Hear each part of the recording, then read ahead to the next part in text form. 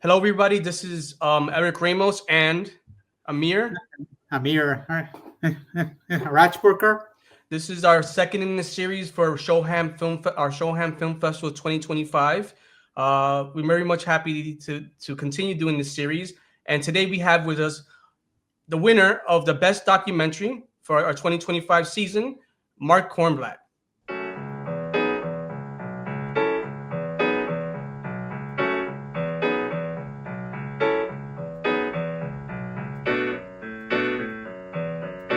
A week shy of my 69th birthday, I'm starting the morning the same way I've been doing since I was a teenager, rising early to exercise. Hi, Mark. Hello, Mark. How Hey, are you? Amir, hey, Eric. How's everything? How's been going over there? Amir could probably tell you it's been up and down, but things are up and down where you are too, except we have more incoming here. Yesterday I was harvesting avocados a couple kilometers from Gaza. It was quiet. The last time I volunteer once a week, usually to help with the farming community, mostly in the south. Recently, I went up to the north, but I've been at different fields helping harvest where I really heard a lot of traffic in the air. Most of it was outgoing. We were told, you're out in the field. If you hear something, if you hear an alarm, the only thing you do is get on the ground and put your hands over your head. Haven't done that, and I've volunteered for at least 20 times around the country. But when I was down in the south, I heard a lot of stuff from helicopter fire to heavier guns. I'm not an expert on all those sounds, but pretty obvious that things are going towards Gaza. Yeah. So things are quieter for the moment. Yes. Well, that's good for everybody involved. I feel, peace. When there's war, constant war, it messes with your inner peace as well as the stability of your well-being as well as the people. It divides us in ways that I don't want to talk too much about politics. You do talk about the politics in your film, so let's get into your film a bit. Yeah. So I really enjoyed your film, Amir, as well. That's why we decided to give you the best award for documentary. I felt it was very much a different tone in documentary. I mean, you were the narrator as well as a star of the film, but I felt your character arc was so well done, and how you almost journaled your journey as you were starting from, talking about you turning 70 and how you wanted to kind of like footnote that, or not footnote that, but like spotlight that by doing the challenge with your friends and family of the moonwalk, which was very interesting and it was very a very joyous to see. And my first question would be, well, I want to do a couple questions, so let me start with the first one. So going on that, what has been your journey in filmmaking? Because I'm aware through the film you talk about Still 60, which is your previous documentary. And not much gone into the documentary about the previous documentary, but if you want to talk about it and your previous film experience as well as that stuff we hear in the documentary, I would love to hear that. We would love to hear that. I grew up at a time when there were movies on TV. There was something. I was from New Jersey. Came out of New York called $1 Million Movie, and they would show all kinds of movies on TV. Channel 9, I think it was. And they would show the same film over and over. So I saw like Bride of Frankenstein like a half dozen times. And The Crawling Eye like a dozen times. And all other kinds of films that they would show. So early on, I was addicted to film. Plus, back then, going to films was a big thing. I saw Lawrence of Arabia on a big screen in Atlantic City with my family. It was a long film, so it was this beautiful like Art Deco theater, and they had an intermission, and it was grand. And I saw so many great films growing up that I was really hooked early on with that. I thought in college I would be a writer. I was an English major. This was in the 70s at Brandeis University in Massachusetts, and I thought I wanted to be a playwright. And I wrote plays, but by the time I graduated, I realized, what am I, 20? I don't have any really thing to say yet. But I started taking acting classes to basically help me as a playwright, and I fell in love with the stage. As a matter of fact, one play I was mostly a set hand, but one night the stage manager sent down word to the stage hands on the ground, hey, there's a newspaper that is not in the right place. Send Mark out in character. We were dressed as like workers. It was a George Bernard Shaw play, Major Barbara. Send Mark out to get the newspaper right. So I go out like a hulking mass, and I have a straw in my mouth, and I pick up this newspaper, which was on like a side table, and I whacked it open. And everyone had been talking in the theater, and that action silenced everyone. And I felt the power of that moment, and that probably gave me the shot of the theater bug. And I never left it, even when I left theater. But in college, I didn't have an opportunity to make film because they didn't really have a department that had film. There was some like people in the know or something found a way to get to the cameras and all, but I wasn't one of those. As a matter of fact, I went to school with David Crane. If you know that name, he's the creator of Friends. So that's how I harken back. But when I went to New York, I did theater, I did film, and I loved film. But film, for the most part, for me was really frustrating. Unless I was in a student film, NYU had a really good a film program, or Columbia did, and I did a lot of those, or low budget. When I did big films, like with Sylvester Stallone and Ken Russell, and Jodie Foster and Billy D. Williams and all these, I was an extra. I was in 2 Woody Allen films. I was an extra. I was in the way background. I wasn't acting to me. But I was behind the camera or in front of the camera with people who were amazing behind the camera. I'm in The Warriors, as Amir and I talked about, but as an extra. So it was frustrating for me. And after 6 years working at all kinds of jobs, and once in a while I get a commercial gig or something, I'd make some money. Only one time playing a Nazi in The Sound of Music, which was a summer theater Broadway contract, did I make enough money to earn health care coverage.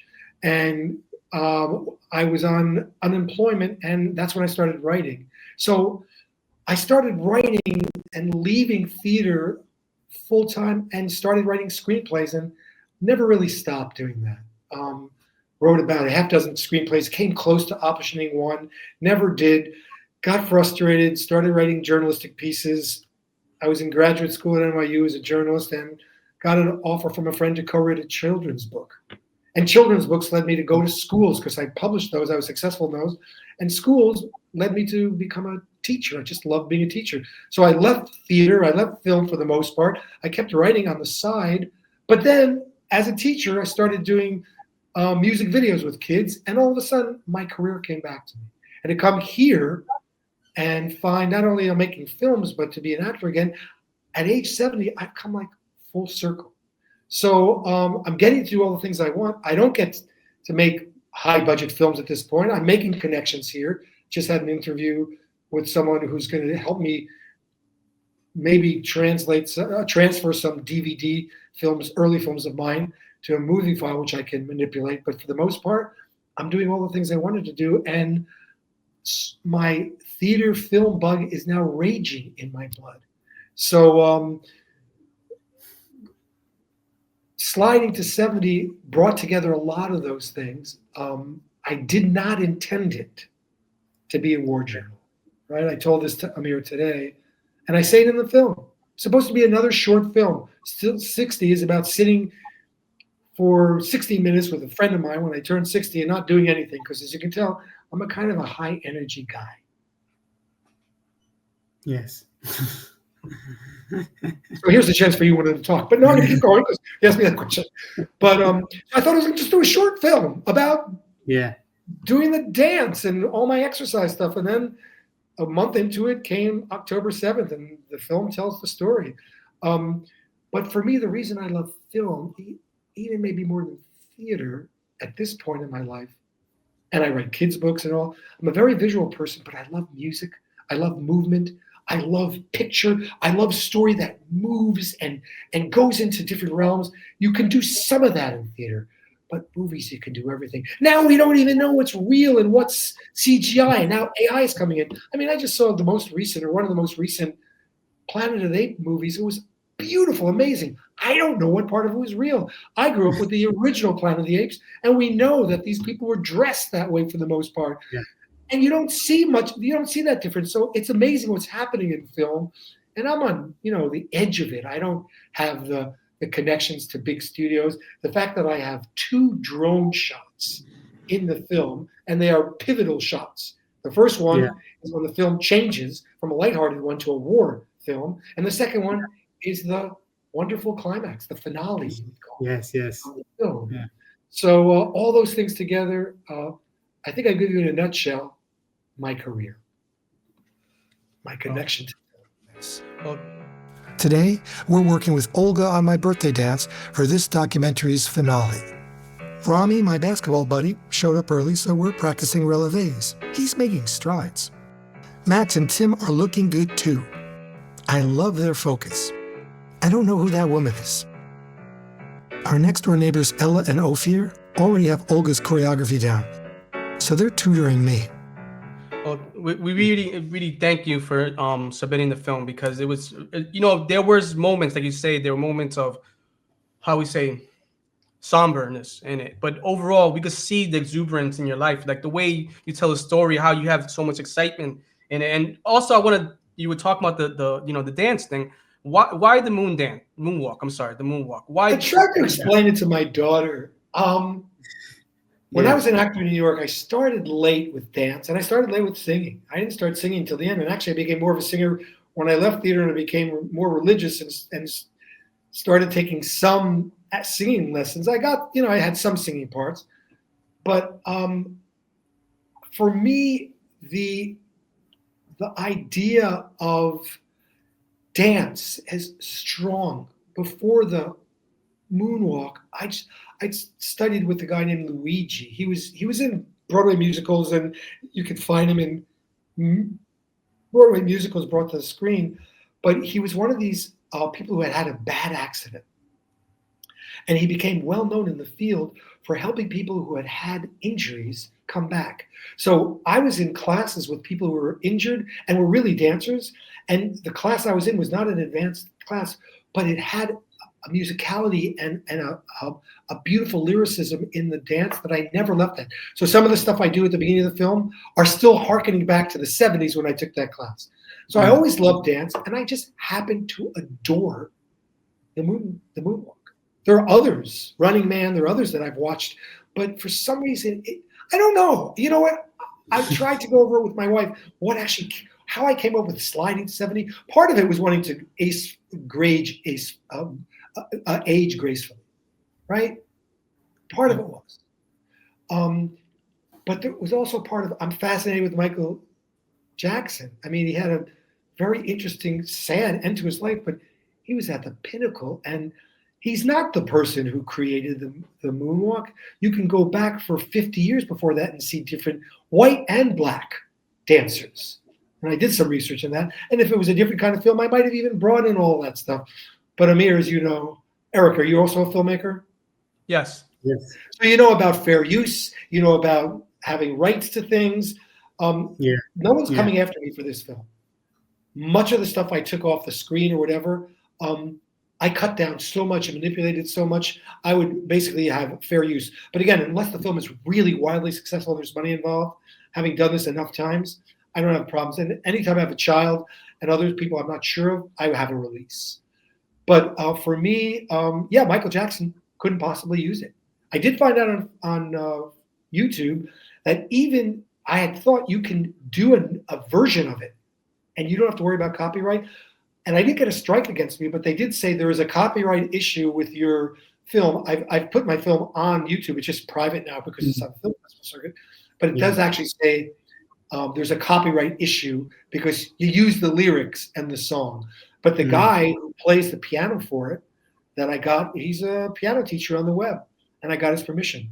And then you see that I played it on ukulele, and I have a friend who played it on trombone. All those are my rights.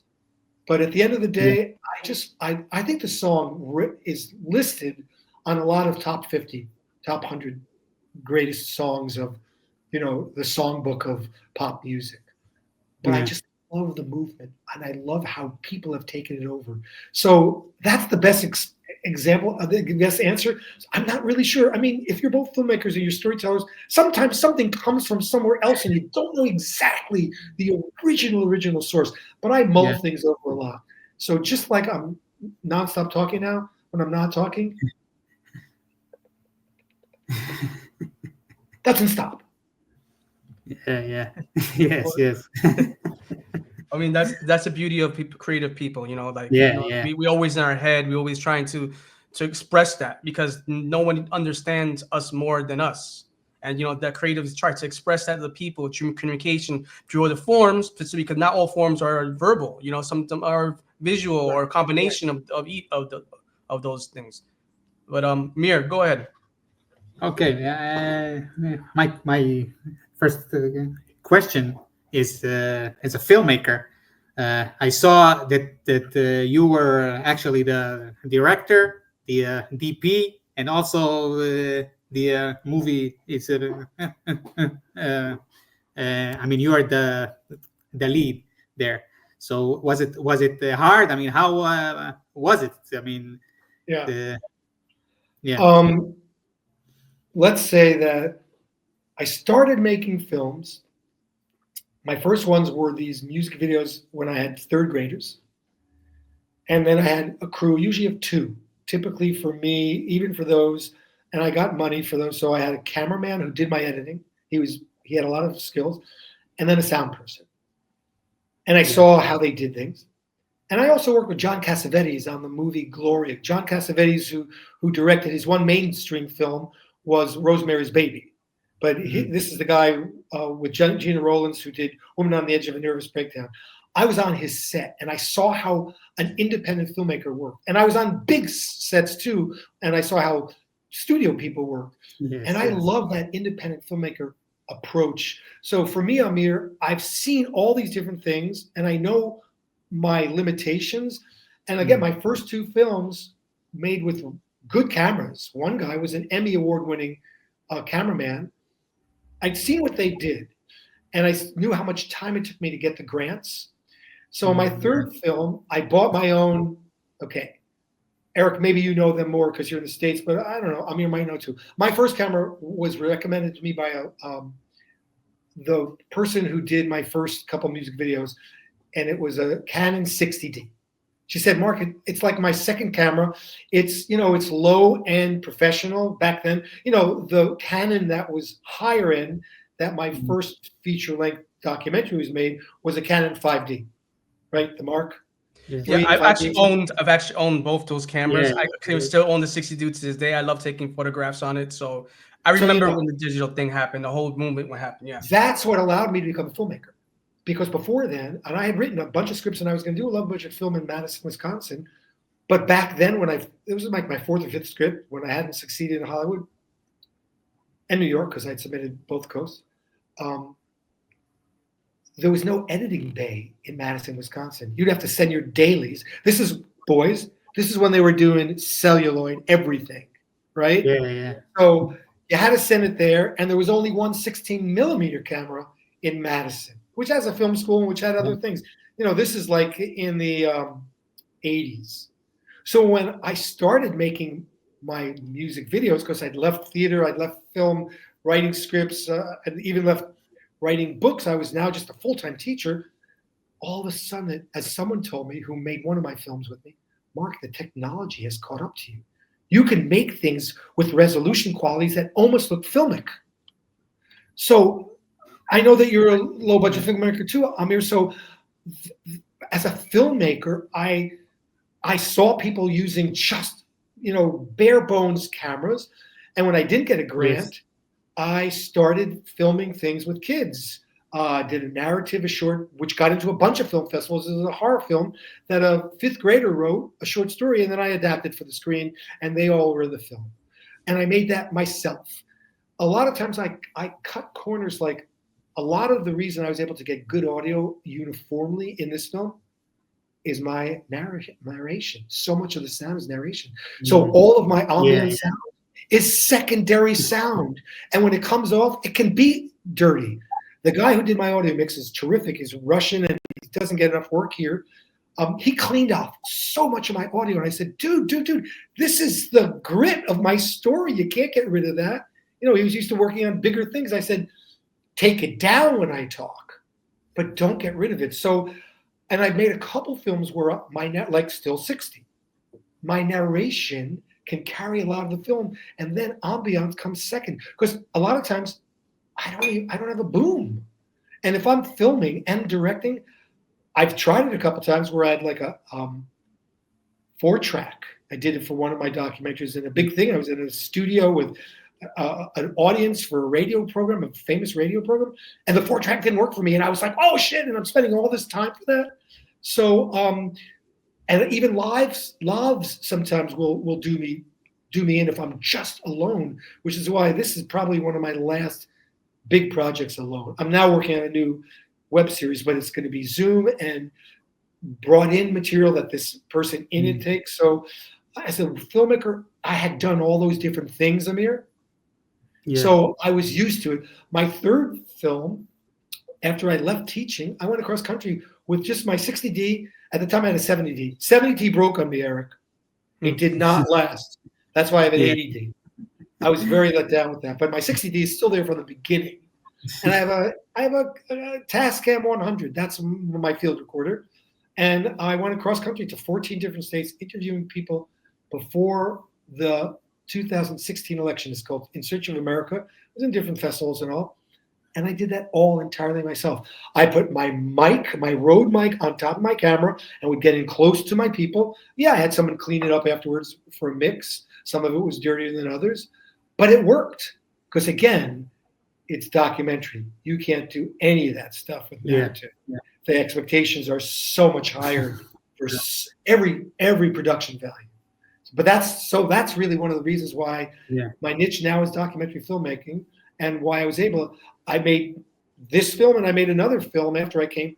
The film I made before I went across country, I shot myself for a year in my classroom as a 5th grade teacher. So it's really rough, and I did most of it all except my student teacher filmed a little. So I cut my teeth on all those things. So by the time I did it myself, I knew I can frame a shot. I know to compose a shot. I know angles. I'm very good at interviewing. I've had a lot of experience. So I took all those skills together and I used it, because how many people could do actually what I did? Not many. Who could actually in it and be convincing and real. I'm spontaneous. As an actor, I know to improvise. How many times have you heard me say, How many times have you heard me say, like, kinda? Speaking, I've interviewed lawyers. I've interviewed academics. Editing their stuff, guys, was impossible. So many cuts. And every time you make a cut, unless you're one of those people who just likes a jump cut, I have to find cutaways. So I was a really good cast member for my producer director, because I listen to him and I don't waste camera time. Here we are in northern Israel on a 3-day trek from the Mediterranean to the Sea of Galilee. By we, I mean my son, his pals, and me. I'm touched to have been invited to tag along at my advanced age. So, Jake, how do you feel that your buddies asked your old man to come along on this hike? Doesn't surprise me. Most people like hanging out with you more than me. Ouch! I didn't mean to make this as a poignant family moment. This isn't the first time in which I was at a big party with my friends and you showed up. When I saw the movie, I was thinking, wait, who took the shots? I mean, was it you? I mean, you put the camera and then you know how much work that was? Recording and then ran. You want to hear a couple of the shots, how I composed them, because how tough it was? And I will tell you, the guy who came and did the drone shot at the end, he also brought a camera, and he had the wrong setting, and all the stuff that was supposed to be close-ups. You look at that end shot when we're dancing before the drone shot. Yeah. The quality, he may have had a little better camera, I'm not sure, but he missed a lot of shots because he didn't know how to settle and stick on something. Really? He wanted to move around because he had, some kind of gimbal. But at the end of the day, the gimbal is only as good as the person who's conceiving the shot. The Yes. drone is only as good as the person who's conceiving the shot. Exactly. Right? Yeah. When I was early on starting with one of my first cameramen, he said, you know that guy? And I said, yeah. He's got all the bells and whistles, but he doesn't know how to make a film. And I've seen a lot of stuff where guys had really good cameras and stuff. They didn't know story. You picked me not because of my production values, Amir. Eric, you picked it because of the story first. That's my strength. I won't get into Sundance. I didn't even think. I've submitted to them before once or twice. A short film that won awards other places, and my first documentary. Now I know better. 17,000 submissions, and they accept 200. Come on, guys, let's do the math. It's like, you think you're going to be in the NBA? Get a second job. So for me, I had the skill level for this, but I know exactly where this stands on production values and where it could go. I'm just shocked. I was gratified to get your acceptance, but you basically gave me the confidence to start submitting all over the place. And also my sound guy, who's Russian, he said, Mark, this could appeal to European audiences. And my next acceptance is the Berlin Indie Film Festival. Now, again, these are smaller festivals, to be sure. I don't know how I'm going to do on the next level. But I've loved looking at the stuff of your festival. I've been to a lot of festivals, live, and I love it. Yours is the first online that I've really seriously thought of. A lot of times I don't like to apply to them because I want the experience. I want to be in that theater. One of my films filmed here ends with a really dramatic moment, and I was there up in Green Bay Film Festival with my wife in a humongous theater with only about 30 people, and I was there to hear the people scream.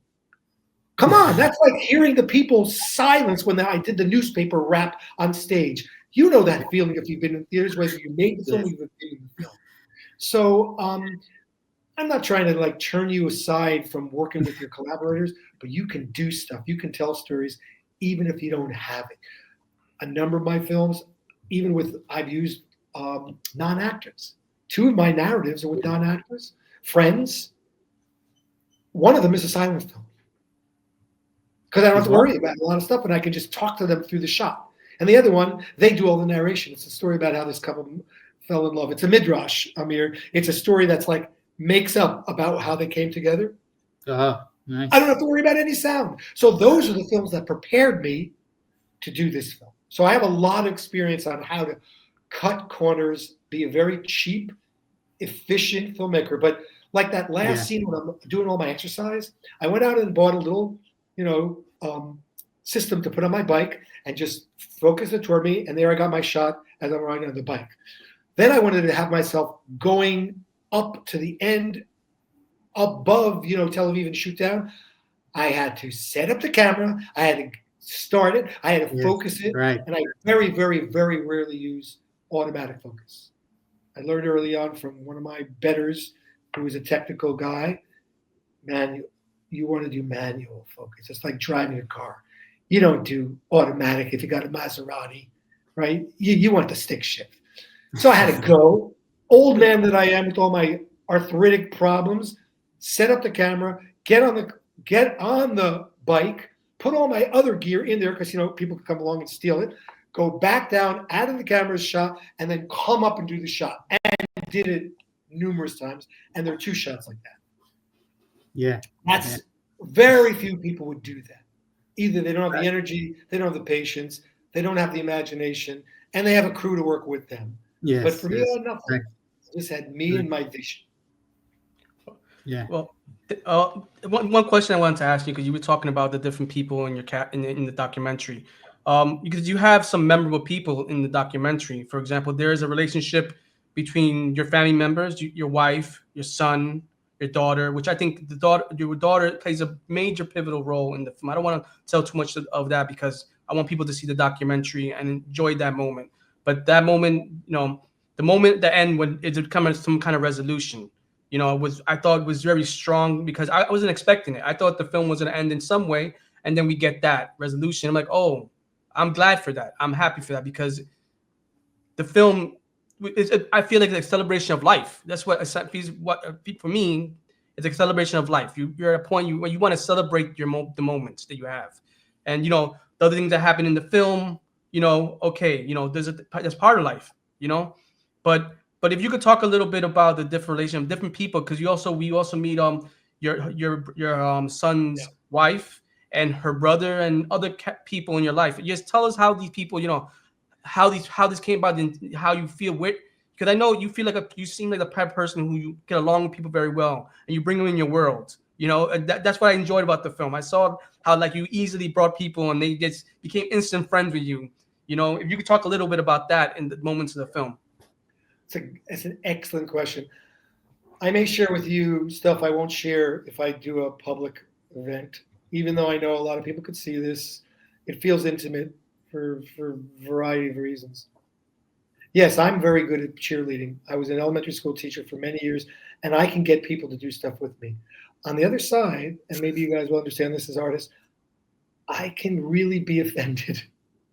My second narrative film, I did a Kickstarter campaign, and I lost 2 friends over it. It was only a $5,000 budget. I ended up giving my children the money to finish, because Kickstarter, unlike GoFundMe or others, they won't give you the money that they've collected unless you reach your nut. So Yes, right. 2 friends who were full professors and all this kind of money. Do we really have to support your?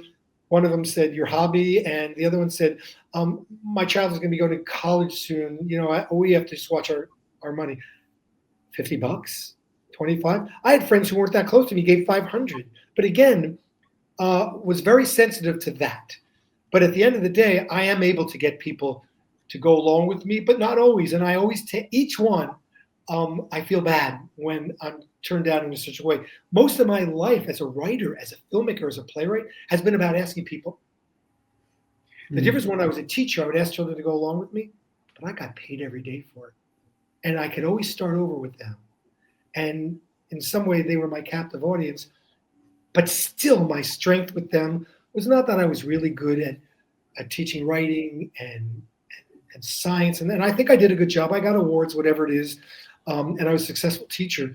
But at the end of the day, it was people seeing that they have trust in me. So that's how I've gotten to do a lot of my films.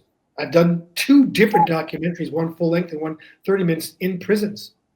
The same prison, they even had me come back because I volunteered in the prison and I saw a story there and I said, I want to do it. And it took 6 months for the Department of Criminal Justice or whatever it's called to give me permission. When they did, they opened up the doors and they trusted me. So in my family, I'm going to start really quickly on this and I want to leave it. There are members who aren't there. And I'm really sad about that. Yeah. The politics of America has ripped seams in my family and has created rifts that led to my not having certain members of my family in the film. That hurts me because it would have been great to have them. And even relatives of one of the family members kind of like blew it off, except for one who's sent me some amazing thing. And I don't want to tip the hand on that one, but you saw the selfies at the end. That experience of people buying into my vision, no matter. And at some point in the film, I say what I hope for my 70th birthday: the end of war, Gazans going back, all the hostages being returned. None of that happened. Now we're finally seeing trickles of hostages. Yeah. But what I take away is what you've just looked at. My daughter and I, and again, you don't want me to spoil it, and I won't. We could have had a crashed and burned relationship over what happened. And this is not giving it away. Our story wound up on the front page of the New York Times, right? You saw that. We are poster children for the divide that has happened in Israel and America over the war with Hamas. Yeah. But at the end of the day, I would die for my daughter in a second. She's coming to visit us, even if she may not want to come to Israel. And that was a surprise. Eric, that's the beauty of documentary filmmaking the way I do it. I don't invent things. I don't like dramatized scenes. It's not my style. I've seen some that are okay, but me, everything was almost like doing improvisational comedy. I fed off the people. My daughter's scene with me early on, I didn't write any of that. That what I wrote, when I take the credit for writing, it's all the narration, and there's a heck of a lot of narration. But the fact that my daughter stuck with me, even though this film changed for her, was a great symbol of family love. My son, one of my favorite characters, he and I, father, son, Oedipus, whatever you want to call it, we have a competitive spirit. Every time he gets on the screen, I think he's going to put me down in another way. And without blowing it for everyone, what he does at the end, you guys know how the film ends. My son grows, as a character arc himself. I make fun of him, he makes fun of me, but when you see there's more growth from him than my daughter, for, as people will find out, why she's not there, but he's there a lot, and he's a main character. My wife is the long-suffering spouse. She's been in many of my things. Usually gives me a hard time, but it goes along with it. She's a character, and in fact, I cut off a number of scenes. I love her very much, and people said, Marc, she's in too much. She's not ending enough. Get rid of her. I was given carte blanche to do that, Amir. No, but seriously, she's a character who has stayed with me. So she, to see her, what she goes through during the year, in addition to issues with my daughter and issues with the board, issues with the hostages, to me, that's the story of our lives. So I said when I finished the film, I don't know if this is going to get anywhere. Because friends of mine who saw it said, Marc, it's really, you really blossomed as a filmmaker in your 15 years career making films. But this is a tough subject. For a film, again, Amir, no knock on you, but you're a freaking Israeli. If you didn't like it, shame on you. Okay, I'm not on the right wing. I'm not on the left wing. But you like it for that reason, because I don't take such a severe stand. But I do still take a stand at the end. Yeah. For me, the joy of the project was the process. No, not setting up the camera and then I have to practice 6 times and get the focus. No, that was just work, and I was exhausted. But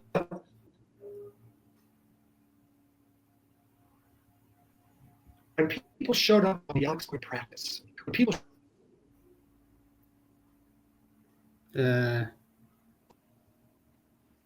people showed up to practice, when they showed up at the end, that justified the whole project. So I said, now this is BS, as you both know, but I did say this to my wife. If it doesn't get into any film festivals, I'll still have something to put on YouTube, and I'll have had the whole experience. No, if I didn't get into festivals, I would have been crushed, but I still would have had the film. Yeah. A record of the year, a document that will be historically relevant for many years in the future, a record of my family. And again, I'm sad that part of them are not there. But at the end of the day, that feeling of that day that I danced on Bialik Square with my son and his wife and my wife and relatives and friends of different ages. Yeah. The only reason that young girl wasn't there, as I say in the film, because she was in school, but she would have been there, my neighbor. That to me is the development of my family. Others just show up occasionally, but to show that growth, it was real. I didn't script any of it. Yeah. And that was the joy of making this project. There are films, I'm sure, narratives that have been made as their improvisation, right? Altman's, Nashville, and others. There's a lot of improv there, and there are other filmmakers have done that kind of thing. But for me to see it unfold around me and to just go with it. Yes, I shaped it along the way. At some points I said, I need to have this and this and this. And a lot of scenes have been cut because I needed to have it be under 90 minutes because I knew it already would be difficult to get into festivals, even at this length, which is at the low end of a feature-length film.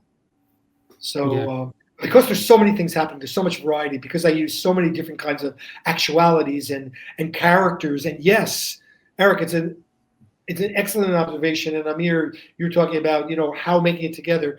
That I think is the strength of the film. It's different than a lot of other documentaries you see because of that. Yeah. And I'm not saying it's my niche, but there aren't a lot of them that are made like that. It's too hard to do it. And most young people I see, they don't want to surrender all that quality just to tell a story, because at the end of the day, they want to frame a shot, they want to do this, they want to do that. And I can look at different films and say, beautifully framed, beautifully filmed. I'm not engaged. So for me, I wanted to make a film that would engage me. And my family being in it and seeing how they took Yeah. part in it over time, and how my son came around, it doesn't get much better than that. I don't know, what you have in your lives as family members, but to be able to make a film, and look at the film world. Come on, Nicolas Cage didn't become a star if he wasn't related to Francis Ford C, right? Yeah. I mean, there's a lot of inbreeding, even at the highest levels. Family matters, or a group, a crew. Woody Allen has used the same cinematographer for almost every one of his films. Yeah. Is a family feeling to making film? Yes. Yes. That True. Yes. I mean, I also try to use the same people, for my next film, because they become a family. Yeah. I mean, that's how it goes. You're lucky if you have that, though. You know that, because it's oftentimes hard to cultivate a crew. I've had it with technical people. They've moved away to California. One of them moved to Atlanta because that's where the reality programs were. Another one moved to California because that's where more of the work was. Yeah. Others wanted to do their own thing. But if you can build a group of people around you, you can do more work. I mean, you can try, yes, but it's not always. No, even with your crew, maybe you don't have the money, maybe this or that. Yes. Okay. I mean, on the same context, how was it for you to see your self? I mean, when I now even see myself, I have many thoughts about me, about wait, I should have shaved or something. And you, I mean, most of the film it's you. So I mean, how did you feel about it? I've been in the field for many, many years. Now when you audition here in Israel, it might be the same thing in the States. You have to film yourself. And if you're doing other work as a teacher or a presenter for business, a lot of video work now, you have to present yourself. And you have to look at yourself. You have to look at your mannerisms, how you speak. Are you clear? So I'm experienced in doing that in front of the camera. A lot of my films I've been in, certainly in my web series and all. So it was not new for that. In fact, what you're seeing is someone who is comfortable in his skin in front of the camera, maybe more so than in real life. And there's another thing in terms of acting, because I have an acting background more than even a journalistic background, because it goes back so far.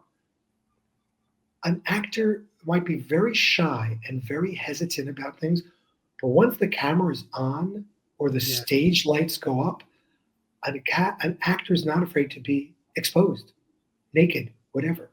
So for me, I was just in my scene. Not that I was acting like an actor, but I knew where the camera was. I knew to look away from it for the most part. I knew what my goal was in certain scenes, and I knew that I was going to write a narrative. My narratives typically I wrote after I got the scene filmed.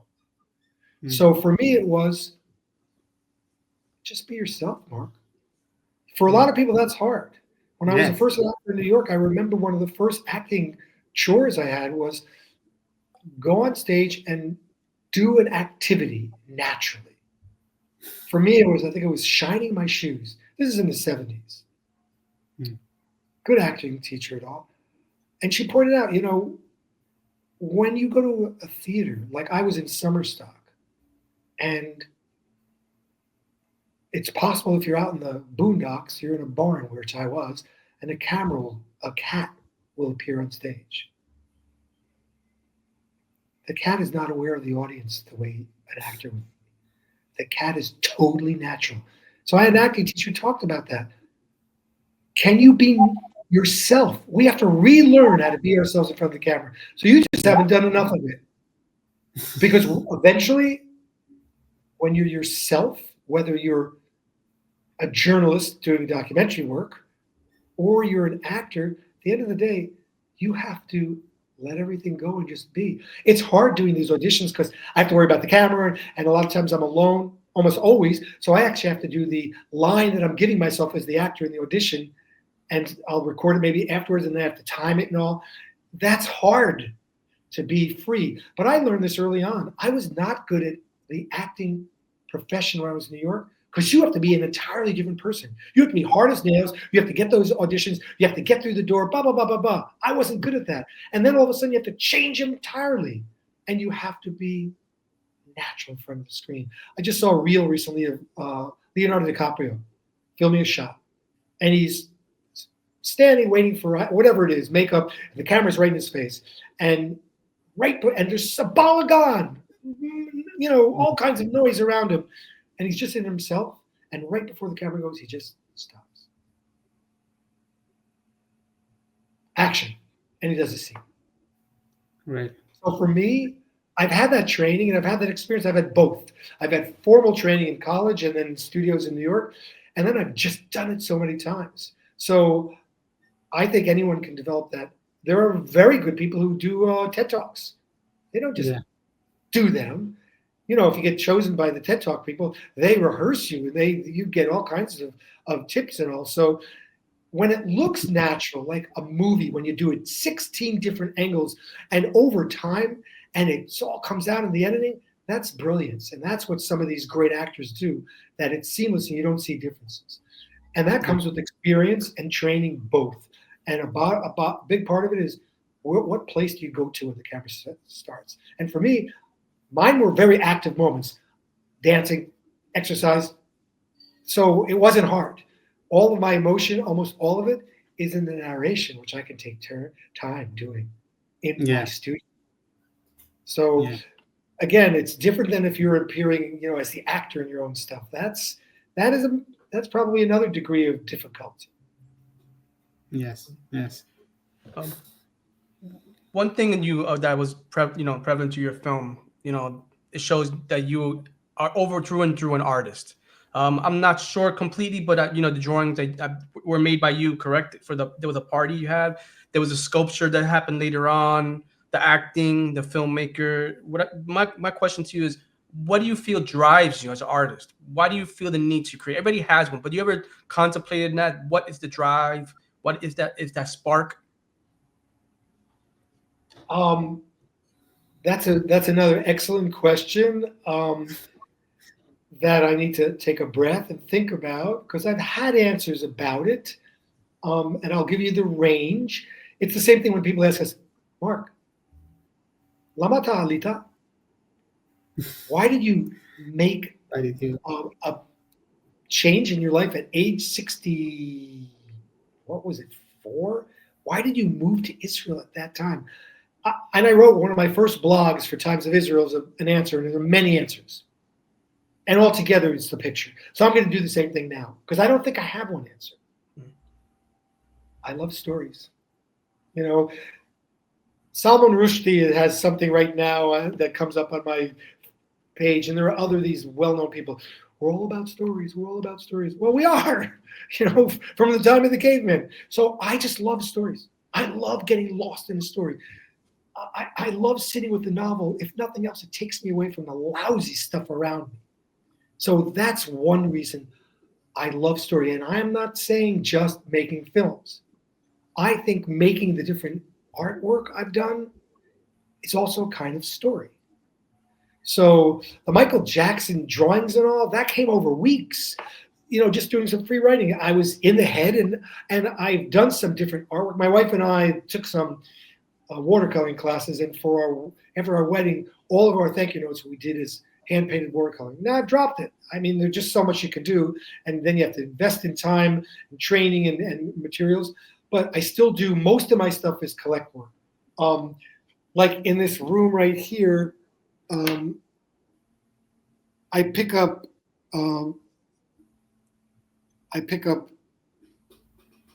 corks and I make different things out of them. Behind me is a sculpture to this side, found objects. I used to work for the Department of Natural Resources in New York, in Wisconsin, in recycling and reuse. So I repurpose things. I hate to see things wasted. That's why there's something about shooting video over celluloid, because you don't waste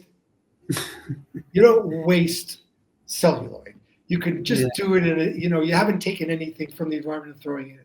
So that thing is called Yankee Ingenuity, and it's made of different things that I found or that I had, and just by the name of it. And there's some artists who really get carried away with their titles, not mine. Sometimes they just try to be clever, but art is something I do, and I even had my first exhibit here. That sign there has 3 of my pieces. I had a broken guitar, and instead of throwing it out, I turned it into something that looks a little like a homage to very simple Picasso.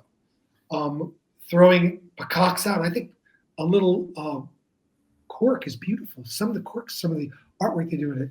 So for me, there's something about story that drives me, and sharing. My mother said earlier, Mark, you like to get on the couch and just let them analyze you and tell your story. So it's my proclivity is just to share.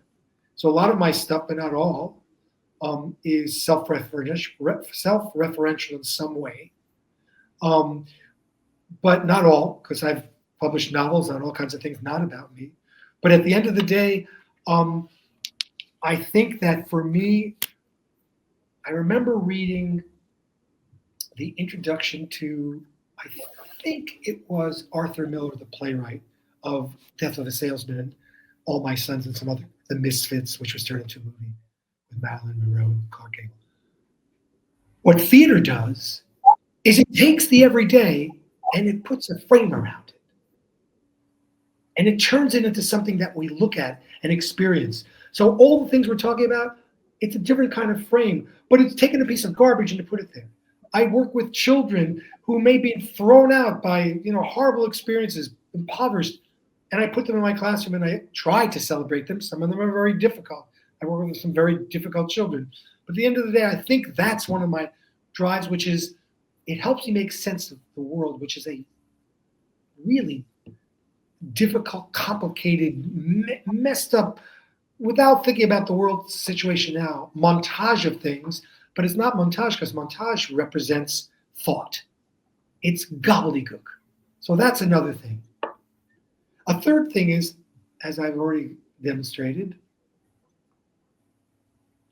I have a hard time sitting still. So art allows me to channel my energy in a productive way. I've been depressed. I was depressed one point when I left theater. Really depressed. Oh, my computer about to die.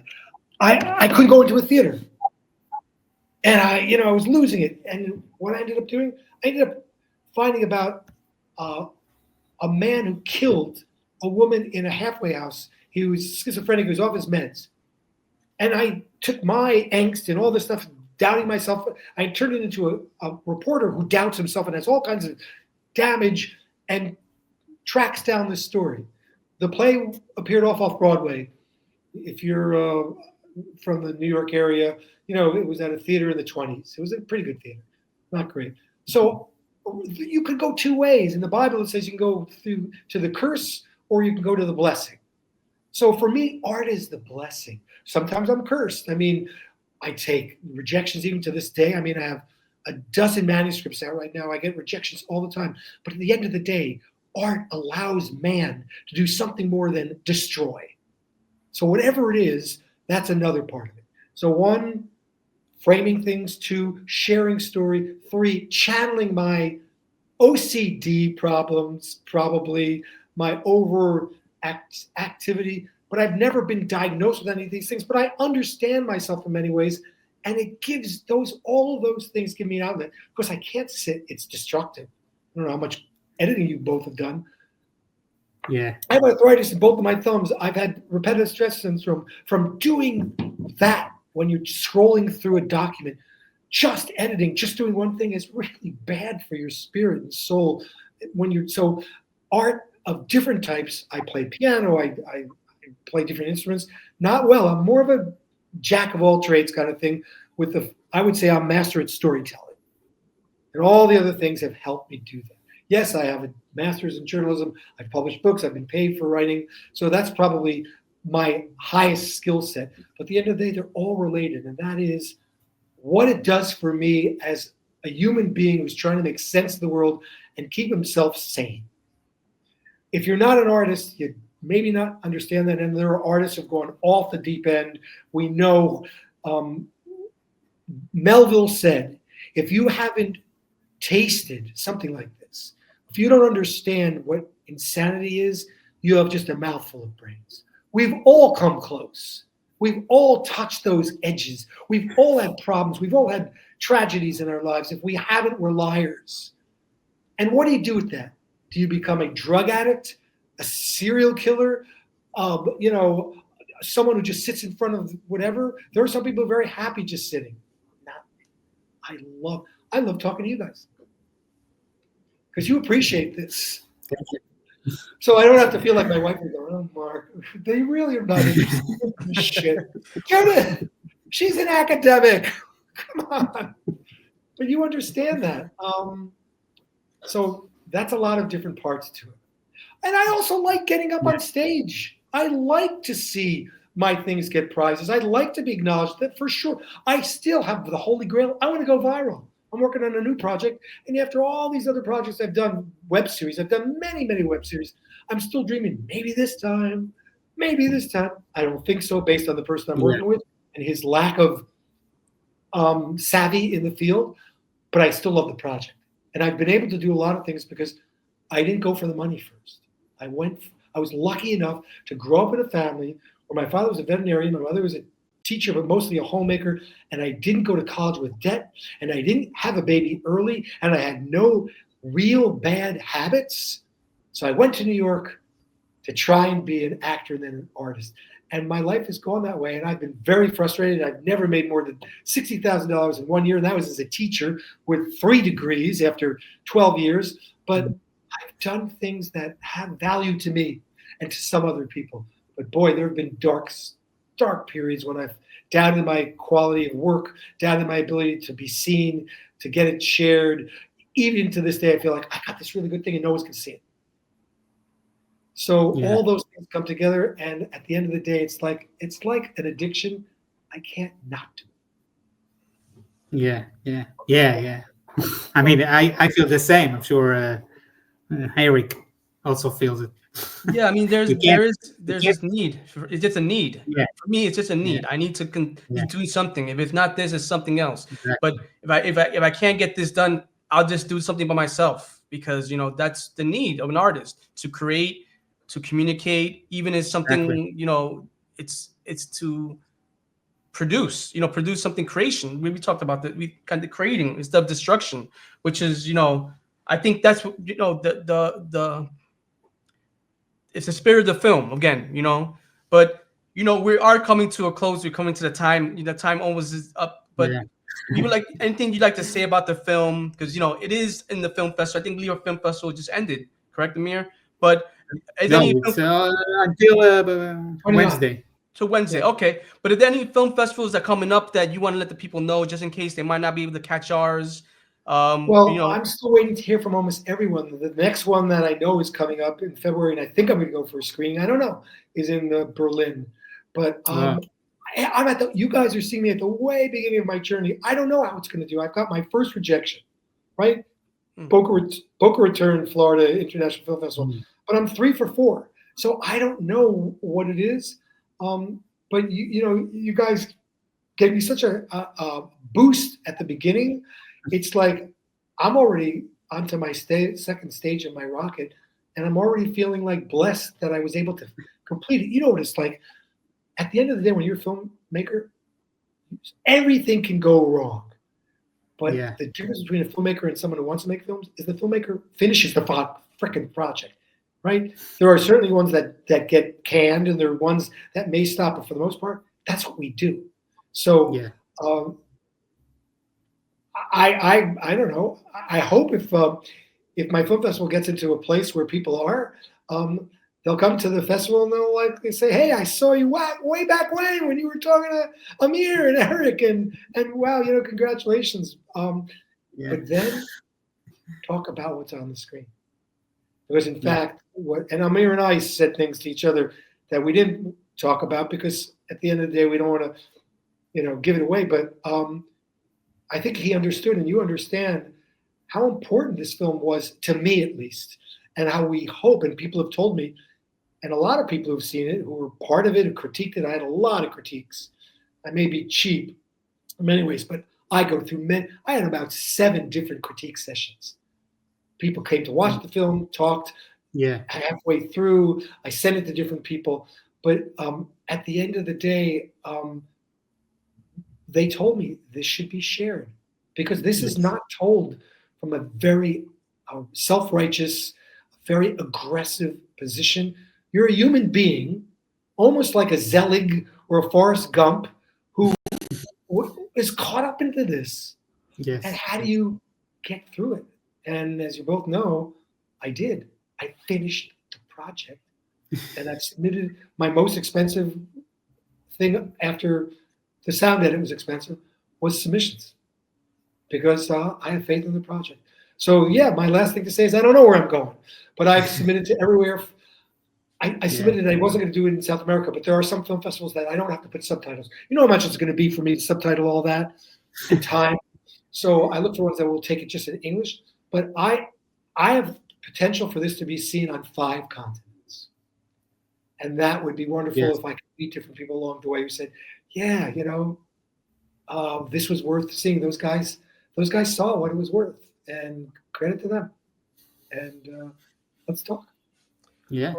Well, thank you so much, Marc. Thank you for thank you. submitting to our festivals. Thank you for your time today. This conversation. I'm sure the people who are our patrons at our film festival will find this very educational and the companion piece to your film. And we appreciate everything, that, our moments in time and, this beautiful story.